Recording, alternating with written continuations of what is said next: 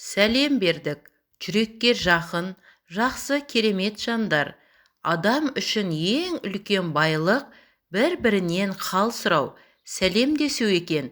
Сол байлық сізден, бізден кетпесін.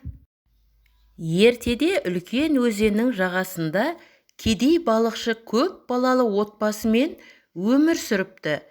Өмірі мен жұмысы ойдағыдай өткен кездері болды, бірақ ол артта қалып, бүгінгі күндері әр күн сайын таң ата сынған қайығын жөндеп, негізгі табыс көзі болған балық аулаумен күнін өткізіп, өте кедейшілікте өмірі өтіп жатыпты.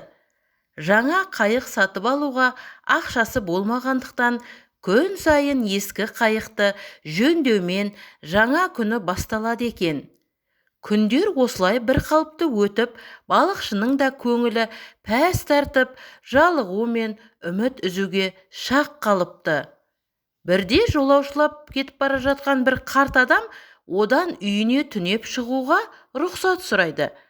Балықшы да қуана келісіп, онсыз да аз-маз кешкі асын бөлісіп, оған лашығының ең ыңғайлы бұрышынан төсек салып береді.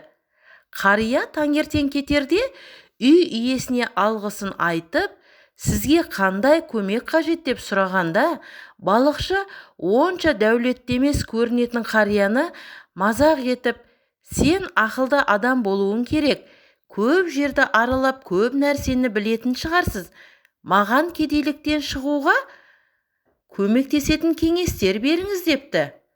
Қария жарайды деп жауап береді де, егер сен кедейліктен құтылғың келсе, сынған қайығыңды өзенге батырып жібер депті де артына бұрылмай кетіп қалыпты. Оның сөзінің мағынасын түсінбеген балықшы, қария қартайып алжыған екен, әрең-пәрең тамақ тауып беріп тұрған жалғыз қайығымды қалай батырып жібере аламын? Онда аштан өлеміз ғой деп ойлайды. Кеңесті елемеген балықшы бірнеше жылдар бойы сол күйі кедейленіп, тамақ бірде бар, бірде жоқ, күн кешеді. Бір қатты дауылда ескі жаман қайығы суға батып, балықшының өзі әупірімдеп жүріп аман қалады.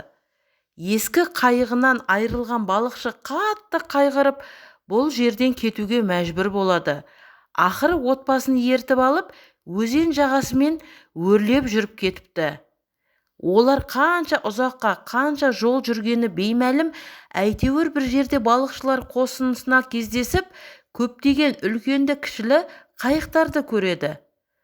Балықшы оларды көріп қатты қуанғанымен, өзіне тиеселі қайығы болмағандықтан, таңертең жағажайға барып, біраз қарап отырып, кейбір қайықтардың ана жерін, кейбірінің мына жерін жаңалау керек, ана бір қайықты шұғыл жөндеу керек екен деп ойлап, иелеріне айтып жөндеп берумен қайық жөндеп нәпақа тауып, тіршілігі де түзеле бастапты.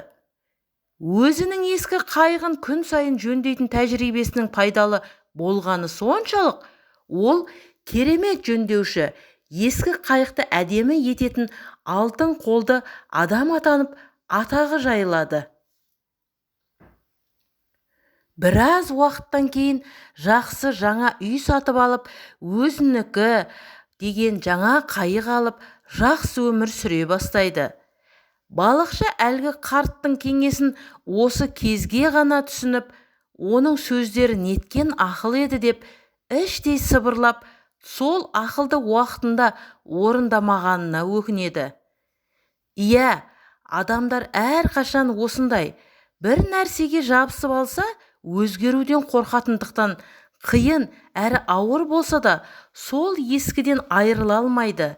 Өзгеріс жасау үшін батыл болайын, жетістікке жетемін деп серпілмейді. Әсіресе адамдар өздері әр нәрсені сылтауратып, кейінге қалдырып, шешім қабылдай алмай, көп уақыт жүріп қалады.